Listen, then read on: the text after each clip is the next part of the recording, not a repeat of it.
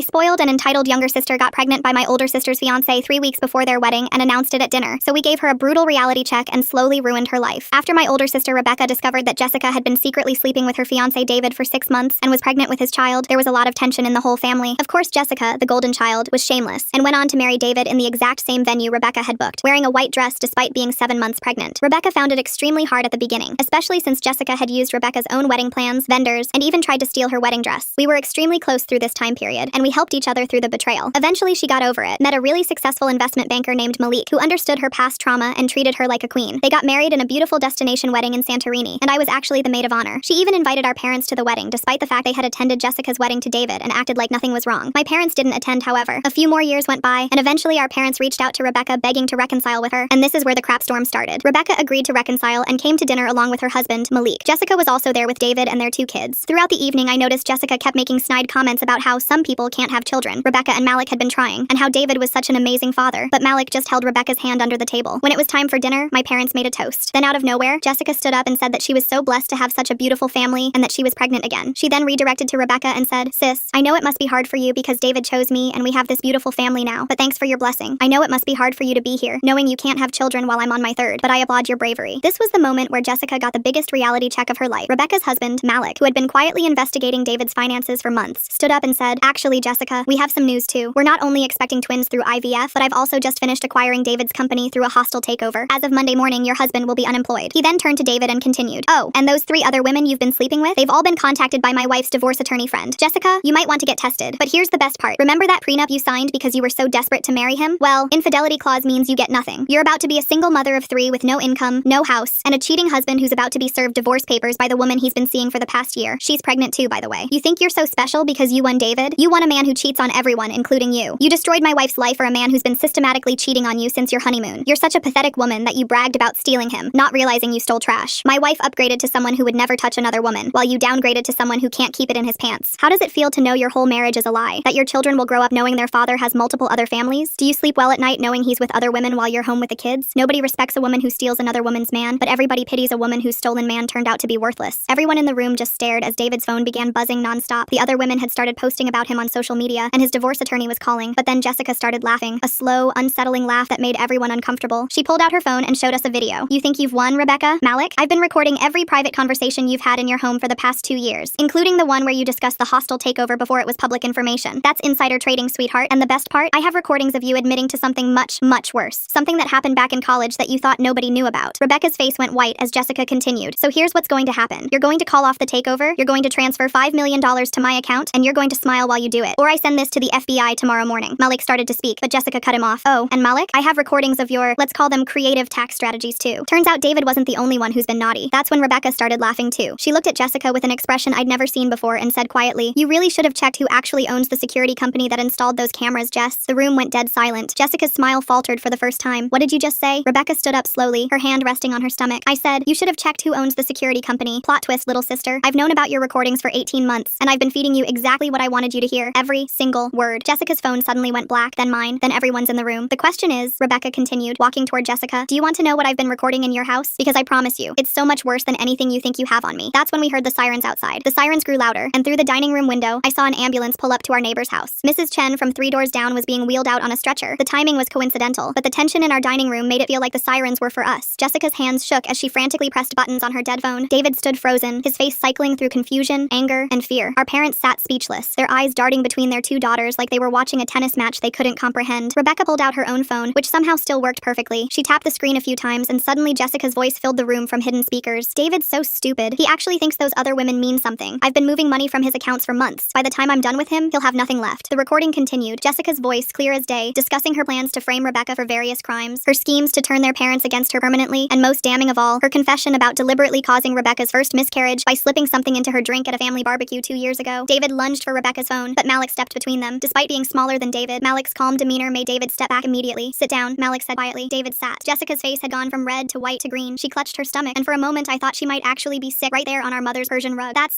edited," Jessica stammered. "You can't prove anything. Those recordings are fake." Rebecca smiled, and it wasn't a nice smile. "Really? Because I have the originals, time-stamped, location tagged. Some of them even have video, Jess. Like the one where you're in my house, going through my medical records while I was at my fertility appointments. Or the one where you're teaching your son to call me the sad auntie who can't have babies. He's 4, Jessica. 4 years old, and you're already teaching him cruelty. Our mother finally found her voice. Rebecca, Jessica, please, we're family. We can work this out without all this drama. Drama? Rebecca turned to our mother, and years of suppressed anger finally surfaced. She slept with my fiancé for 6 months. She wore white to her wedding while pregnant with his child. She used my wedding plans, my vendors, tried to steal my dress, and you called it drama? You attended her wedding like nothing happened. You chose her over me, just like you always have. We didn't choose sides. Our father protested weakly. Silence is choosing a side, I found myself saying. Everyone turned to look at me. You've been silent about Jessica's behavior our whole lives. When she stole Rebecca's boyfriends in high school, you said boys will be boys. When she copied Rebecca's college essays and got into the same school, you said imitation was flattery. When she literally stole her fiancé, you said Rebecca should be happy for her sister. You've been choosing Jessica by enabling her for 28 years. Jessica tried a different tactic. Tears. They came easily. They always had. I'm pregnant, she wailed. You can't do this to a pregnant woman. Think of my children. I am thinking of your children, Rebecca said coldly. They deserve better than a mother who lies, cheats, and steals. They deserve better than parents who teach them that hurting others is acceptable if you can get away with it. She turned back to her phone and pulled up another file. This one's my favorite, Jess. It's you and David arguing about his affairs. Not because you're hurt, but because, and I quote, those sluts better not think they're getting any of my money. You knew about every single one of them. You didn't care as long as the checks kept coming. David's phone suddenly came back to life, buzzing with what seemed like 100 notifications at once. His face went pale as he read through them. The business accounts. They're frozen. All of them. How did you? Turns out when you use company funds to pay for hotel rooms for your girlfriends, that's embezzlement, Malik explained calmly. The board was very interested in those receipts. They called an emergency meeting an hour ago. You're not unemployed yet, David, but you will be by morning. And those women you've been seeing, they've all been very cooperative with providing evidence, especially Samantha, the one who's pregnant. She's particularly angry about you telling her you were divorced. Jessica stood up abruptly, knocking over her water glass. You can't prove any of this. I'll sue you for defamation. I'll take everything you have. With what lawyer? Rebecca asked. The one you've been having an affair with? Oh yes, I know about Marcus too. His wife knows now as well. She's also a lawyer, by the way. Senior partner at their firm. I don't think Marcus will be taking your calls anymore. The room felt like it was spinning. Our parents looked like they'd aged 10 years in 10 minutes. David was frantically scrolling through his phone, presumably watching his life fall apart in real time. Jessica stood there, her mouth opening and closing like a fish out of water. Here's what's going to happen, Rebecca said, standing up and placing a protective hand over her stomach. You're going to leave my house alone. You're going to stop spreading lies about me. You're going to get therapy. Real therapy. Not the kind where you manipulate the therapist into thinking you're the victim. And you're going to stay away from me and my family. Or what? Jessica snarled, the mask finally completely off. You'll release some edited recordings? You think you've won? I'll destroy you. I'll make sure everyone knows what kind of person you really are. Rebecca pulled up one final video on her phone. It was Jessica, sitting in what looked like Rebecca's bedroom, holding a bottle of Hills. These should do it, Jessica's recorded voice said. A few of these in her smoothie, and bye-bye, baby. She'll think it's another miscarriage. Poor, barren Rebecca. The room went completely silent. Even the sirens outside had faded away. You recorded yourself planning to poison me, Rebecca said quietly. You recorded yourself actually doing it, and you kept the video. Why, Jess? As a trophy? Jessica's legs gave out. She collapsed into her chair, all fight gone. I didn't mean, it wasn't supposed to what? Call my baby? Just make me sick enough to miscarry? What exactly was your plan? Our mother started crying. Real tears, not the manipulative kind Jessica wielded like weapons. My babies, she sobbed. What have you done? What have we done? You enabled a monster, I said flatly. And now you're seeing what monsters do when they think they're invincible. David suddenly jumped up. I need to go. I need to. The lawyers. I have to. He headed for the door, but Malik's voice stopped him. I wouldn't go home if I were you. Samantha's there with her brothers. They're very protective of their pregnant sister, the one you told you were getting divorced to marry. David's face went even paler, if that was possible. He slumped against the doorframe. Rebecca gathered her purse and took Malik's offered hand. We're leaving now. Jess, you have 48 hours to get your cameras and any other devices out of my home. I've already changed the locks, so you'll need to call first. A security team will supervise your visit. Rebecca, please, Jessica whispered. I'm your sister. No, Rebecca said firmly. You're someone who happened to share a womb with me. Sisters don't try to poison each other. Sisters don't steal each other's fiancés. Sisters don't cause miscarriages out of jealousy. You're not my sister. You're just someone I used to know. She turned to our parents. And you two, I'm done hoping you'll choose me. Choose your golden child. Live with that choice. But know that my children will never know you. They'll never know the grandparents who stood by while one daughter tried to destroy the other. As Rebecca and Malik walked toward the door, Jessica made one last desperate attempt. You're recording this too, aren't you? This whole thing. You're just as bad as me. Rebecca paused at the doorway and looked back. The difference is, I'm recording evidence of crimes. You recorded yourself committing them. And for the record, this isn't being recorded. I don't need to. Everyone here heard everything. Mom, Dad, David, our sister. Everyone knows who you really are now. That's punishment enough. They left, and the silence that followed was deafening. Jessica sat at the table staring at her hands. David stood frozen by the door. Our parents held each other, looking lost and broken. I stood up to leave too. Where are you going? My mother asked desperately. To Rebecca's, I said simply. To celebrate the twins with my actual sister. The one who never tried to poison anyone. The one you should have protected instead of enabling her abuser. As I walked out, I heard Jessica start to sob. Not the fake tears she'd perfected over years of manipulation, but real, ugly crying. The kind that comes when you realize you've destroyed everything and everyone around you, and there's no one left to blame but yourself. The ambulance was gone when I stepped outside. The neighborhood was quiet, peaceful even. But inside that house, a family was falling apart, and for once, the right person was paying the price. I drove to Rebecca's house in silence, my hands gripping the steering wheel as I processed what had just happened. The quiet suburban streets felt surreal after the chaos we'd left behind. When I pulled into her driveway, I saw Malik's car already there, and the porch light was on, welcoming me. Rebecca opened the door before I could knock. Her face showed exhaustion, but there was also relief. We hugged without words, and I followed her inside where Malik was making tea in the kitchen. How long have you known about the poisoning? I asked, accepting the cup he offered. Rebecca sat down heavily, her hand unconsciously moving to her stomach. 6 months. I found the video when I was going through the security footage looking for for something else entirely. At first, I couldn't believe it. Even knowing everything Jessica had done, I never thought she'd go that far. The next morning, my phone rang at 6 a.m. It was our mother, hysterical. Jessica had shown up at their house at midnight, demanding they help her. She'd brought the kids, who were confused and crying. David hadn't come home, and Jessica had discovered he'd emptied their joint savings account before the business accounts were frozen. I met Rebecca for breakfast to update her. She listened calmly, stirring her decaf coffee. She's going to escalate, Rebecca said matter-of-factly. Jessica never learned how to lose. This is just the beginning. She was right. By noon, Jessica had called me 17 times. The voicemails started pleading, then angry, then threatening. She claimed she had more recordings, more secrets. She said she'd ruin all of us if we didn't help her. That afternoon, Rebecca invited me to her home office. The walls were covered with timelines, documents, and photographs. It looked like a detective's investigation board. I've been preparing for this for 2 years, she explained. Every move Jessica might make, every lie she might tell, I've anticipated it. She showed me folders of evidence, bank statements showing Jessica's theft from David's accounts, text messages between Jessica and her various affair partners, even recordings of Jessica coaching her children to be cruel to Rebecca at family gatherings. The worst part, Rebecca said, pulling out another folder, is what she's done to those kids. She's been using them as weapons since they were born. 3 days passed in relative quiet. Then Jessica made her next move. She showed up at Malik's investment firm with her children in tow, causing a scene in the lobby. She accused him of destroying her family, of stealing from innocent children. Security had to escort her out, but not before several clients witnessed the spectacle. Malik came home that evening looking stressed for the first time since this began. She's trying to damage my professional reputation, he told Rebecca. My partners aren't happy about the drama. Rebecca squeezed his hand. I'm sorry. I never wanted this to affect your work. Hey, Malik said firmly. We're in this together. I knew who Jessica was when I married you. This isn't your fault. But Jessica wasn't done. The next day, she created social media accounts under fake names and started posting Rebecca's personal information online. She shared twisted versions of their childhood, painting Rebecca as the jealous sister who'd always resented Jessica's success. She even posted photos from Rebecca's first wedding planning, claiming Rebecca had stolen the ideas from her. I spent hours reporting the accounts, but new ones kept appearing. Rebecca remained calm, documenting everything. Let her dig her own grave, she said. Every post is evidence of harassment. A week later, Jessica tried a different approach. She had the children call Rebecca, crying about how they missed their Auntie Becca. The 4-year-old's voice was coached, obviously reading from a script Jessica had written. Mommy says you hate us now. Why don't you love us anymore? Rebecca had to leave the room after that call. It was the first time I'd seen her cry since this all started. Those poor kids, she whispered. They don't deserve this. Meanwhile, David had resurfaced. He'd been staying with Samantha, the pregnant woman he'd been seeing, but that arrangement exploded when 2 of his other girlfriends showed up at her apartment. The resulting confrontation made it onto neighborhood social media pages, with videos of David being chased down the street by 3 angry women. He called me, desperate. You have to help me talk to Rebecca. This has gone too far. I'll do anything to make it stop. You made your choices, David, I told him. You destroyed your own life. Rebecca just held up a mirror. Our parents were caught in the middle, housing Jessica and the children while trying to process the revelation about the poisoning. Mom called me daily, alternating between defending Jessica, she was probably joking in that video, and expressing horror. How could she do that to her own sister? 2 weeks into the chaos, Jessica made her biggest mistake. She contacted Rebecca's fertility doctor, posing as Rebecca to try to access her medical records. The clinic had protocols in place and immediately notified Rebecca of the attempted breach. This gave Rebecca the ammunition she needed. Identity theft and attempted access of medical records were serious crimes. She filed a police report, finally involving authorities, but only for these specific incidents, not the broader family drama. Jessica panicked. She showed up at my apartment at 2 a.m., pounding on the door. You have to make her stop, she screamed through the door. I'm your sister too. How can you take her side? I called building security without opening the door. As they escorted her out, she screamed threats about ruining my life too, how she knew things about me that would destroy my career. Empty threats, but the neighbors heard everything. The next morning, Rebecca's lawyer sent Jessica a cease and desist letter. It outlined every incident of harassment, every threatening message, every attempt to damage Rebecca and Malik's reputations. It was comprehensive and damning. Jessica's response was to try to manipulate our parents into taking out a loan to help her. She claimed she needed money for a lawyer to fight Rebecca's lies. Dad, showing backbone for the first time in my memory, refused. We've enabled you enough, he said. You poisoned your sister. You recorded yourself doing it. There's no excuse for that. This rejection broke something in Jessica. She started making increasingly erratic decisions. She pulled the children out of school, claiming Rebecca had spies there. She moved out of our parents' house and into a motel, dragging the confused kids with her. Child Protective Services got involved after the school reported the children's absence and Jessica's concerning behavior. This wasn't Rebecca's doing, but Jessica blamed her anyway. The social worker who visited found the children living in chaos, eating fast food for every meal while Jessica spent her time creating fake social media accounts and recording rambling videos about how she was being persecuted. During this time, Rebecca focused on her pregnancy. The stress was affecting her health, and her doctor put her on partial bed rest. I spent most evenings at her house, helping with meals and just being present. We didn't talk about Jessica during these visits. Instead, we planned for the twins, discussed baby names, and watched mindless TV shows. But Jessica wouldn't let us have peace. She discovered where Rebecca's doctor's appointments were and started showing up at the medical building. She wouldn't approach Rebecca directly, just stood in the parking lot watching. It was deeply unsettling. Malik hired private security to accompany Rebecca to appointments. Jessica filmed the security guards and posted videos claiming Rebecca had hired thugs to intimidate her. The comments on these videos were not what Jessica expected. Most people could see through her manipulation and called her out for stalking a pregnant woman. 3 weeks into this nightmare, David's life completely imploded. The board officially fired him for embezzlement. His assets were frozen pending investigation. Samantha had her baby, a girl, and immediately filed for child support. The other women he'd been seeing came forward with their own claims. He was facing financial ruin from multiple directions. In desperation, David did something unexpected. He went to the police and confessed to everything. His affairs, his embezzlement, even his knowledge of Jessica's plans to harm Rebecca. He offered to testify against Jessica in exchange for leniency on his charges. Jessica found out about David's betrayal when detectives showed up at the motel motel to question her. According to the police report I later saw, she completely lost control, throwing objects and screaming incoherently. The children witnessed everything. That was the final straw for child services. They removed the children from Jessica's custody, placing them temporarily with our parents while the investigation continued. Jessica blamed Rebecca for this too, even though Rebecca had nothing to do with it. The night the children were removed, Jessica sent one last message to Rebecca. It was a video of her standing on a bridge, threatening to jump if Rebecca didn't call off the lawyers and give her money. Rebecca immediately called emergency services, who found Jessica at the location and took her for psychiatric evaluation. During Jessica's 72-hour hold, more truth came out. The psychiatrist discovered Jessica had been taking David's ADHD medication for years, mixing it with alcohol and other substances. Her erratic behavior was partly fueled by substance abuse, though it didn't excuse her calculated cruelty. Our parents aged visibly during this period. They attended therapy themselves, finally confronting how their favoritism had created this situation. "We always gave Jessica what she wanted," Mom told me tearfully. "We thought we were keeping peace. We were just teaching her that she could hurt people without consequences." When Jessica was released from psychiatric hold, she found herself truly alone for the first time. David was gone, dealing with his own legal troubles. Her children were with our parents, who now had strict boundaries about her access to them. Her friends had distanced themselves after seeing her social media meltdowns. Even Marcus, the lawyer she'd been having an affair with, had filed a restraining order after she showed up at his house and confronted his wife. She moved into a smaller motel and got a job at a grocery store, her first real employment in years. She continued posting videos, but they became less coherent, more rambling. Her followers dwindled as people lost interest in her manufactured drama. Meanwhile, Rebecca's pregnancy progressed. The twins were growing well despite the stress. She and Malik had turned the spare bedroom into a nursery, painting it soft yellow with white trim. I helped them assemble cribs one afternoon, and for a few hours, we could pretend everything was normal. But normal was still far away. Jessica discovered Rebecca's baby registry online and began ordering items to be delivered, but with disturbing notes attached. "For the babies you stole from me," one read. Another said, "Hope these replace the ones that didn't make it." Rebecca had to contact every store on her registry to block Jessica's access. It was exhausting, having to constantly defend against these small acts of harassment. But Rebecca remained methodical, documenting everything, building her case. 6 weeks after the dinner confrontation, Jessica made one final desperate play. She contacted a tabloid journalist, offering to sell her story about the evil sister who destroyed her life. She provided the recordings she'd made, the ones she thought showed Rebecca and Malik confessing to crimes. The journalist, however, was more interested in Jessica's own admissions on those recordings. Instead of the expose Jessica wanted, the article focused on her confession to poisoning her pregnant sister. Jessica had accidentally given them evidence of her own crimes while trying to frame Rebecca. When the article came out, Jessica's remaining support evaporated. The few people who'd believed her victim narrative were horrified by her own words admitting to causing Rebecca's miscarriage. Even online, where she'd found some sympathizers, people turned against her. Our parents finally took decisive action. They filed for temporary custody of Jessica's children and began the process of protecting them from their mother's influence. It was painful for them, but they recognized that those children needed stability and safety. Jessica's response was to violate the cease and desist order spectacularly. She showed up at Rebecca's house while I was there for dinner. She didn't ring the doorbell, just stood in the yard, staring at the windows. When Malik went out to tell her to leave, she started screaming about how Rebecca had ruined her life, how she'd stolen everything. The neighbors called the police. As they arrived, Jessica pulled out her phone and started live streaming, claiming she was being arrested for loving her sister too much. The officers were professional but firm. She was violating a legal order. She needed to leave or face arrest. Jessica chose arrest. As they handcuffed her, she looked directly at the camera and said, "Rebecca, I know you're watching. This isn't over. You took everything from me, my husband, my children, my life. I'll never stop making you pay." But even as she said it, you could see the defeat in her eyes. She'd lost everything, not because Rebecca had taken it, but because she'd destroyed it herself with her lies, her cruelty, and her inability to accept responsibility for her actions. I stayed with Rebecca that night. She was shaken by Jessica's appearance, but also strangely calm. "I knew it would come to this," she said. "Jessica always has to have the last word, even when she's already lost." The arrest was a violation of her cease and desist, which meant actual legal consequences. Jessica spent the night in jail and was released on bail the next morning. Our parents, finally drawing firm boundaries, refused to pay her bail. She had to use a bail bondsman, adding another financial burden to her mounting problems. The stress of everything was taking its toll on Rebecca. Her doctor was concerned about her blood pressure and the risk of early labor. She was put on complete bed rest for the remainder of her pregnancy. Malik took time off work to care for her, and I arranged my schedule to be there during the days when he couldn't. During this quiet period, Rebecca finally opened up about the depth of Jessica's betrayal. "It wasn't just David," she said one afternoon. "It was every boyfriend I ever had, every achievement I worked for, every moment of happiness. She couldn't stand to see me have anything she didn't." She showed me old diaries from high school, where she'd documented Jessica's systematic campaign to undermine her. Teachers Jessica had charmed into giving Rebecca lower grades. Friends Jessica had turned against her with carefully placed lies. Opportunities Jessica had sabotaged with anonymous complaints. "I thought getting away for college would help," Rebecca continued, "but she followed me, applied to the same school using my essays, got into my sorority, even dated my ex-boyfriends after I broke up with them, just to prove she could." The pattern was clear and disturbing. Jessica's entire identity seemed built around taking things from Rebecca. Without that dynamic, she didn't know who she was. And now, with nothing left to take, she was falling apart. 2 months after the confrontation, the legal consequences began catching up with everyone. David pled guilty to embezzlement charges and received 2 years in prison, though he'd likely serve less with good behavior. His testimony against Jessica was part of his plea deal. Jessica's trial for identity theft and harassment was set for the following month. Her public defender advised her to take a plea deal, but Jessica refused. She insisted on her day in court, convinced she could make everyone see that she was the real victim. Our parents struggled with the decision to testify against Jessica. They'd already provided statements about the poisoning video and Jessica's confession, but taking the stand felt like a final betrayal of their daughter. Their therapist helped them see it differently. Testifying was about protecting the grandchildren and holding Jessica accountable, not about choosing sides. During this time, Rebecca went into early labor. The stress had finally overwhelmed her body's ability to protect the pregnancy. I was with her when her water broke, 5 weeks before her due date. The rush to the hospital was terrifying, with Rebecca gripping my hand and whispering, "Not again, please not again." But this time was different. The twins, a boy and a girl, were born small but healthy. They spent 2 weeks in the NICU, but there were no serious complications. Rebecca and Malik named them Alexandra and Nicholas. New beginnings with no connection to the family drama. Jessica found out about the births through social media. Someone had posted congratulations on Malik's company page. Her reaction was to send a card to the hospital. "Congratulations on stealing my life so completely. Enjoy my leftovers." Hospital security intercepted the card, adding it to the evidence file for Jessica's upcoming trial. Even in what should have been Rebecca's moment of joy, Jessica couldn't resist trying to cause pain. As the twins came home and life settled into a new routine, the extended family began to heal. Our parents, granted temporary custody of Jessica's children, worked with therapists to undo the damage of their mother's manipulation. The children slowly began to understand that love didn't mean hurting others, that family meant support, not sabotage. David, from prison, sent a letter of apology to Rebecca. It was rambling and self-pitying, but he did acknowledge the pain he'd caused. Rebecca read it once and threw it away. "He's not worth the energy," she said, focused instead on her babies and her future. Jessica's world continued to shrink. She lost her job after missing shifts for court appearances. Her motel kicked her out for non-payment. She moved in with a distant cousin who hadn't heard the full story, but that arrangement lasted less than a week once the cousin Googled Jessica's name and found the tabloid articles. The night before her trial, Jessica made one last attempt at manipulation. She called our parents, sobbing about how sorry she was, how she'd gotten help and was better now. She begged them to drop the charges, to give her another chance. When they gently refused, explaining that the charges weren't theirs to drop, she exploded in rage, showing that nothing had really changed. The trial itself was swift. The evidence was overwhelming. Jessica's own recordings, meant to blackmail Rebecca, became proof of her crimes. Her social media posts showed a clear pattern of harassment. The identity theft at the medical office was documented and undeniable. Jessica took the stand against her lawyer's advice. She tried to paint herself as a loving sister driven to desperation by Rebecca's cruelty, but under cross-examination, her story fell apart. She couldn't explain the poisoning video. She couldn't justify the identity theft. Her tears, which had always been her weapon, now seemed hollow and manipulative to everyone watching. The jury deliberated for less than 2 hours, guilty on all counts. The judge, noting the particular cruelty of poisoning a pregnant woman and the ongoing harassment, sentenced Jessica to 18 months in prison and 3 years of probation. She was also ordered to have no contact with Rebecca, Malik, or their children. As they led Jessica away, she turned to look at Rebecca one last time. The hatred in her eyes was mixed with something else. Confusion, maybe. As if she still couldn't understand how her lifetime of manipulation had led to this moment. Rebecca didn't attend the sentencing. She was home with her twins, building the life Jessica had tried so hard to destroy. When I told her about the verdict, she simply nodded. "It's over," she said quietly. "Finally, it's over." But we all knew it wasn't really over. Jessica would serve her time and eventually be released. She'd have to rebuild her life from nothing, hopefully learning from her mistakes, but possibly just becoming more bitter. The children would grow up knowing their mother had chosen cruelty over family. The scars would remain. Still, as I watched Rebecca cuddle her babies while Malik made dinner, I saw hope. She'd survived Jessica's worst attacks. She'd protected herself and her family. She'd refused to let Jessica's poison, literal and figurative, destroy her chance at happiness. Our family would never be what it once was. The illusion of harmony had been shattered, replaced by something more honest, if more painful. But maybe that was better. Maybe facing the truth, however ugly, was the first step toward real healing. As I left Rebecca's house that evening, I thought about the different paths the two sisters had taken. Rebecca had chosen love, building a life with Malik and their children. Jessica had chosen hate, destroying everything she touched in her need to hurt her sister. The consequences of those choices were now clear. Rebecca was surrounded by love, building a future. Jessica was alone, facing the ruins of the life she'd demolished with her own hands. It was justice, of a sort, not perfect, not complete, but real. The twins were crying as I reached my car, the normal sounds of a healthy family. Through the window, I could see Malik and Rebecca working together to soothe them, a team united in love and purpose. This was what Jessica had tried to steal, what she'd never understood. Real love wasn't about taking from others, it was about building something together. As I drove away, I knew the hard times weren't over. There would be appeals, probation hearings, and the ongoing challenge of protecting the children from their mother's influence. But Rebecca had proven she could handle whatever came next. She'd faced her sister's worst and emerged stronger. The family we'd grown up in was gone, destroyed by Jessica's choices and our parents' enabling. But from those ashes, something new was growing. A family based on truth instead of pretense, on accountability instead of excuses. It wasn't perfect, but it was real. And for the first time in years, that felt like enough. The morning after Jessica's sentencing, I woke to my phone buzzing with texts from an unknown number. The messages were from Jessica's cellmate sister, offering to deliver messages for a fee. I blocked the number immediately, but more kept coming throughout the day from different phones. Jessica had found a way to continue her harassment even from behind bars. Rebecca and Malik decided to change their phone numbers, but Jessica's reach extended beyond direct contact. She'd convinced another inmate to have their family members create new social media accounts, posting old photos of Rebecca and David with captions about true love stolen by jealous sisters. The posts tagged Rebecca's colleagues, Malik's business partners, even the pediatrician caring for the twins. Our parents discovered Jessica had been calling them collect multiple times daily, leaving voicemails that alternated between tearful apologies and vicious threats. When they stopped accepting the calls, she started writing letters, dozens of them, sometimes 5 or 6 arriving in a single day. The letters contained detailed plans for what she'd do when released, how she'd get her children back, how she'd make Rebecca pay. One letter particularly disturbed our father. In it, Jessica described watching Rebecca's house, noting the times Malik left for work, when I visited, even when the mail was delivered. The details were too accurate to be guesswork. Someone on the outside was feeding her information. That someone turned out to be Klaus, a man Jessica had met through a prison pen pal website. He'd been visiting her regularly, bringing her commissary money and promising to help her get revenge on Rebecca. Our parents only discovered this when Klaus showed up at their house, claiming Jessica had sent him to collect her belongings, which apparently included family photo albums and Rebecca's old yearbooks. Dad refused to let him in, but Klaus returned the next day, and the next. He'd park outside their house for hours, just watching. watching. When Mom finally called the police, Klaus insisted he was just visiting his fiancé's family. Jessica had apparently accepted his proposal during a jailhouse visit, despite having known him for less than 2 months. Rebecca hired a private investigator to look into Klaus. What they found was disturbing. A history of attaching himself to incarcerated women, draining their families of money with promises to help their loved ones. He had 3 restraining orders from previous fiancés' families, but Jessica either didn't know or didn't care. She'd found someone willing to be her weapon on the outside. The investigator also discovered something else. Klaus had been in contact with David's former mistresses, trying to gather dirt on Rebecca and Malik. Most had refused to talk to him, but one, a woman named Victoria, had been feeding him information in exchange for money Jessica promised she'd have soon. This explained the accurate details in Jessica's letters. Victoria worked at a coffee shop near Rebecca's neighborhood and had been noting their routines. When confronted by the investigator, she broke down and admitted Klaus had promised her $5,000 for information that could destroy Rebecca's perfect life. Meanwhile, Jessica's children were struggling. The oldest had started having nightmares, calling out for mommy in his sleep. The middle child had become withdrawn, refusing to speak at school. The youngest, barely 2, kept asking when mommy was coming home. Our parents were doing their best, but the children needed more help than they could provide. Rebecca made a difficult decision. Despite the no-contact order, she felt responsible for her nephews and niece. She couldn't interact with them directly, but she set up education funds for each child and arranged for a child psychologist to work with them weekly. The bills went to our parents, but Rebecca paid them quietly, never seeking recognition. Klaus escalated his harassment. He started showing up at Malik's office, claiming to have business proposals. When security turned him away, he'd wait in the parking garage, approaching Malik's colleagues with stories about how Malik had destroyed an innocent family. Several clients expressed concern, and Malik's partners called a meeting to discuss the situation. Malik handled it brilliantly. He presented all the documentation, the restraining orders against Klaus, Jessica's conviction, the evidence of her crimes. His partners were appalled, not at Malik, but at the lengths Jessica was going to from prison. They hired additional security and banned Klaus from the building, but Klaus wasn't done. He showed up at the twins' daycare, claiming to be their uncle. The daycare followed protocol and called Rebecca immediately. She arrived to find Klaus arguing with the director, insisting he had a right to see his family. The police arrested him for trespassing, but he was released within hours. That night, Rebecca found Klaus in her backyard. He was taking photos through the windows with a telephoto lens. Malik chased him off, but not before Klaus shouted that Jessica would never stop fighting for what was hers. The security system captured everything, and this time Klaus was arrested for stalking. But even from jail, he managed to cause problems. He'd given Jessica's letters to other inmates' visitors to mail, circumventing the prison's monitoring system. The letters contained photos Klaus had taken, Rebecca at the grocery store, Malik at a gas station, me walking into my apartment building. Our parents were at their breaking point. Mom had developed anxiety attacks, jumping every time the doorbell rang. Dad had started sleeping with a baseball bat beside the bed. They loved Jessica's children, but felt trapped between protecting them and protecting themselves from their daughter's escalating campaign of terror. Then came the breaking point. Jessica's cellmate was released and showed up at Rebecca's house with a message. She stood on the porch, reading from a paper in Jessica's handwriting. I know where the twins go to daycare. I know what time you pick them up. I know the route you take home. Klaus will be watching. Always watching. Give me my children back, or I'll take yours. Rebecca called the police immediately. The woman was arrested for communicating threats, but the damage was done. Rebecca and Malik pulled the twins from daycare, hired round-the-clock security, and installed additional cameras covering every angle of their property. The stress was affecting everyone. Rebecca's milk supply dropped, and she struggled to feed the twins. Malik developed insomnia, checking the security feeds multiple times each night. I started varying my routes to their house, paranoid about being followed. Our parents aged years and weeks, the strain of protecting Jessica's children while fearing their mother visible in every line on their faces. 3 months into Jessica's sentence, she made a mistake. She'd been corresponding with multiple men through prison pen pal sites, promising each of them different things in exchange for their help. When 2 of them showed up to visit on the same day, a fight broke out in the visiting room. Both men were arrested, and Jessica's male privileges were revoked. Without her ability to orchestrate harassment from inside, Jessica grew desperate. She started picking fights with other inmates, hoping to extend her sentence and delay the inevitable. But the warden saw through her plan. Instead of additional charges, she was placed in solitary confinement for her own protection. Klaus, meanwhile, had violated his bail conditions by contacting Rebecca's family. He was sentenced to 6 months in jail, but not before sending one final package to Rebecca's house. Inside were hundreds of photos he'd taken over months, the family at parks, stores, restaurants. The detail was obsessive, notes written on the back of each photo describing their activities. The prosecutor used the photos to file additional charges against both Klaus and Jessica: conspiracy to commit kidnapping, based on the threat about taking the twins, criminal harassment, stalking by proxy. The charges would add years to Jessica's sentence if convicted. Jessica's public defender convinced her to take a plea deal. In exchange for dropping the kidnapping conspiracy charge, she pled guilty to the harassment and stalking charges. Her sentence was extended by 3 years, and she was transferred to a facility 500 miles away, making it harder for her to maintain local connections. Our parents made the difficult decision to file for permanent custody of Jessica's children. The court proceedings were heartbreaking. The oldest child testified via closed-circuit TV about his mother's behavior, describing how she'd taught him to lie about Rebecca, how she'd told him Aunt Rebecca stole Daddy. The judge granted permanent custody to our parents, with Rebecca and Malik named as guardians should anything happen to them. David, from prison, signed away his parental rights without contest. He wanted nothing to do with the children or the chaos Jessica had created. His only request was that his name be removed from their birth certificates, a legal impossibility that showed how desperately he wanted to erase his connection to Jessica. With Klaus in jail and Jessica's communication limited, life slowly stabilized. Rebecca and Malik maintained their security measures but began venturing out more. The twins started reaching developmental milestones: first smiles, rolling over, babbling, normal baby things that felt like victories after months of crisis. I helped our parents redecorate Jessica's children's rooms, removing reminders of their chaotic past and creating spaces that felt safe and permanent. The children responded well to stability and therapy. The oldest stopped having nightmares. The middle child began talking again. The youngest adapted quickly, calling our parents grandma and and Grandpa without prompting. 6 months after Jessica's transfer, we received word that she'd been placed on Sewerslide watch. Not because she was actually Sewerslidal, but because she'd been threatening self-harm to manipulate staff into giving her privileges. The psychiatrist's report was damning. Patient shows no genuine remorse, continues to blame others for her situation, and demonstrates persistent antisocial behavior patterns. Rebecca made another difficult decision. She wrote to the prison, offering to pay for Jessica to receive proper psychiatric treatment, not for Jessica's sake, but for her children, who deserved a mother who might someday be capable of healthy relationships. The offer was made through lawyers, maintaining the no-contact order while still extending help. Jessica refused. She sent word through her lawyer that she didn't need help, that Rebecca was the one who needed treatment for her jealousy and vindictiveness. Even faced with the consequences of her actions, she couldn't admit fault. The children continued to thrive with our parents. The oldest joined Little League, the middle child discovered a love of art, and the youngest started preschool. Rebecca and Malik were careful to maintain boundaries, but they included the children in family gatherings, ensuring they grew up knowing they were loved despite their parents' failures. A year into Jessica's extended sentence, Klaus was released. He immediately left the state, apparently finding another incarcerated woman to attach himself to. The restraining orders remained in place, but his departure brought relief, one less threat to monitor. Jessica found new ways to cause trouble. She filed lawsuits from prison, against Rebecca for alienation of affection, against our parents for kidnapping her children, against Malik's company for conspiracy to commit fraud. Each suit was dismissed as frivolous, but they still required responses, still cost money and time. She also began writing a memoir about her wrongful persecution, finding a vanity publisher willing to print it for a fee. When excerpts appeared online, they were so obviously fabricated that even Jessica's few remaining supporters distanced themselves. The book portrayed her as a victim of a vast conspiracy, with Rebecca as the mastermind who'd planned her downfall since childhood. Our parents had to get a restraining order against the publisher when they tried to interview Jessica's children for a sequel. The children's therapist testified that any contact with their mother's delusions would undo years of progress. The judge agreed, placing strict limits on any mention of the children in Jessica's writings. Rebecca's twins grew into curious, happy toddlers. They took their first steps, said their first words, developed distinct personalities. Alexandra was bold and adventurous, while Nicholas was thoughtful and cautious. Watching them grow felt like proof that life could move forward, that Jessica's poison hadn't infected everything, but reminders persisted. Every legal document regarding the children had to be carefully worded to prevent Jessica from finding loopholes. Every school registration required explanations about custody arrangements. Every medical appointment meant updating security protocols to prevent unauthorized access to records. Malik's business thrived despite the early challenges. His partners, impressed by how he'd handled the situation, gave him greater responsibilities. He used his success to ensure financial security for both sets of children, setting up trusts that Jessica couldn't touch even after her release. I found myself becoming the family historian, documenting the truth for when the children were old enough to understand, not to poison them against their mother, but to ensure they had facts when Jessica inevitably tried to rewrite history. The therapist said having a clear, honest record would help them process their complicated family dynamics as adults. 2 years into her extended sentence, Jessica was diagnosed with narcissistic personality disorder by the prison psychiatrist. The diagnosis surprised no one but Jessica, who fired her lawyer for not preventing the evaluation. She continued to refuse treatment, insisting there was nothing wrong with her that getting her children back wouldn't fix. Our parents struggled with guilt. They wondered if different choices might have prevented this outcome. Their therapist helped them understand that while they'd enabled Jessica's behavior, her choices were her own. They couldn't have loved her into being a different person. Rebecca rarely spoke about Jessica anymore. When asked, she'd simply say her sister was away and change the subject, but I knew she checked the prison website regularly, monitoring Jessica's release date, preparing for the inevitable return. The children grew more resilient each year. They knew their mother was in prison, but not the details. The therapist advised age-appropriate honesty, so they understood their mother had made bad choices but wasn't a bad person. It was a delicate balance, protecting them while preparing them for future contact if Jessica ever genuinely changed. 3 years passed. Klaus died in a hammered driving accident, removing one future threat. David was released on parole and immediately left the state, wanting no part of his former life. He never attempted contact with his children, biological or otherwise. Jessica's behavior in prison gradually improved, not because she'd changed, but because she'd learned that good behavior meant earlier release. She attended required programs, worked in the prison library, and avoided major infractions. But letters to our parents revealed her true thoughts, elaborate plans for regaining custody, forcing Rebecca to pay for her crimes, and reclaiming her stolen life. As Jessica's release date approached, Rebecca and Malik made preparations. They upgraded security systems, renewed restraining orders, and created detailed safety plans. The children's schools were notified, with Jessica's photo distributed to all staff. It felt like preparing for a storm, necessary but exhausting. Our parents decided to move. They found a house in a gated community 2 hours away, far enough to discourage casual harassment, but close enough to maintain family connections. The children adjusted well, making new friends and thriving in their new schools. Rebecca helped with the move, packing years of memories while trying not to think about why it was necessary. In Jessica's old room, she found a box of childhood photos, the two of them at birthday parties, family vacations, school events. Before everything went wrong, she kept one photo, tucked it away in a drawer, a reminder of the sister she'd once had, before jealousy and hatred consumed her. The twins started preschool, a milestone that felt monumental after everything. Rebecca watched them run into their classroom, backpacks bouncing, and felt a moment of pure joy. They were growing up free from the poison that had infected her childhood. That alone made everything worth it. As Jessica's release date drew closer, the family attorney filed for permanent restraining orders. The judge, reviewing the extensive history, granted them without hesitation. Jessica would be legally barred from contacting Rebecca, Malik, their children, or our parents. Violating the orders would mean immediate return to prison. A month before Jessica's release, she sent one final letter to our parents through her lawyer. She claimed to have found religion, to have changed, to want only to make amends. She begged for one chance to see her children, promising she'd respect all boundaries. Our parents, on advice from the children's therapist, declined. Trust, once shattered so completely, couldn't be rebuilt with words. The children, now older and more aware, despair, began asking harder questions. Why couldn't they see their mother? Why did she do bad things? Our parents answered honestly but gently, focusing on the importance of choices and consequences. The oldest, now 8, nodded solemnly and said he understood. The younger two accepted the simple explanation that mommy needed to learn how to be kind before she could visit. Rebecca's twins flourished, unaware of the drama that had preceded their birth. They played with their cousins at family gatherings, the children forming bonds that transcended their complicated origins. Watching them together, it was possible to imagine a future where the past didn't define everything. The week before Jessica's release, Rebecca and Malik took a vacation. They needed distance, physical and emotional, from what was coming. I stayed with our parents, helping them prepare for whatever Jessica might do upon release. We installed new locks, updated emergency contact lists, and practiced safety protocols with the children. Jessica was released on a Tuesday morning. By noon, she'd already violated parole by attempting to access her children's school records online. Her parole officer warned her once. By evening, she'd been caught driving past our parents' old house, apparently unaware they'd moved. Strike 2. She lasted 3 days. On Friday, she appeared at Rebecca's empty house. They were still on vacation, screaming at the windows, demanding her life back. Neighbors called police. When officers arrived, Jessica attacked them, clawing and biting like a wild animal. She was arrested for assault, parole violation, and violating the restraining order. This time, the judge showed no leniency. Jessica was sentenced to 5 more years, the maximum for her violations. As they led her away, she screamed that she'd never stop, that Rebecca would pay, that the children belonged to her. The courtroom clerk later told me it was the worst meltdown she'd seen in 20 years. Rebecca and Malik returned from vacation to find their home undamaged but surrounded by police tape. The security footage showed Jessica trying every window and door, growing increasingly frantic when she couldn't get in. It was disturbing to watch. This person who shared Rebecca's DNA reduced to such desperate madness. Our parents felt relief mixed with profound sadness. Their daughter was gone, replaced by someone they didn't recognize. They continued therapy, working through grief for the child Jessica had been, and acceptance of the person she'd become. The therapist reminded them that protecting the grandchildren was their priority now. Those grandchildren continued to thrive. They joined sports teams, excelled in school, made friends, normal childhood experiences that felt like miracles considering their origins. Rebecca and Malik were the fun aunt and uncle who attended every game and recital, providing stability and love without overstepping boundaries. Life settled into new rhythms, birthday parties without fear of disruption, holidays celebrated in peace, family dinners where laughter replaced tension. The scars remained but no longer defined daily existence. Jessica's children began to understand their story in age-appropriate ways. The oldest wrote a school essay about choosing kindness over anger, clearly processing his experiences. The middle child's art evolved from dark scribbles to bright landscapes. The youngest, with no memory of chaos, simply grew up loved and secure. Rebecca rarely mentioned Jessica anymore. When she did, it was with sadness rather than anger. She chose hatred. She'd say simply, "I chose happiness," and she had. Despite everything Jessica had tried to steal or destroy, Rebecca had built a beautiful life. The twins started kindergarten, riding the bus with their cousins, watching them board together, backpacks almost bigger than they were. Our parents cried, happy tears this time. The family had survived, transformed but intact. Jessica would serve her time and probably be released again someday. She'd likely violate parole again, return to prison again, repeat the cycle until age or exhaustion stopped her, but her power was gone. The family had learned to live without fear, to find joy despite her existence. In the end, Jessica had been right about one thing. Rebecca had won, not through manipulation or cruelty, but by choosing love over hate, building instead of destroying, protecting what mattered most. The twins' laughter echoed through the house, proof that life, real life, had triumphed over Jessica's poison. Our family's story wasn't unique. Toxic people exist in many families, causing pain and chaos until others learn to protect themselves. But survival was possible. Happiness was possible. Even after everything, love endured. As I finished writing this account, I realized Jessica had given us an unexpected gift. In trying to destroy Rebecca, she'd revealed our family's strength. We'd faced the worst and emerged not unscathed, but unbroken. That was its own victory. The children were calling for dinner. Normal voices on a normal evening in a normal home. The most beautiful sound in the world.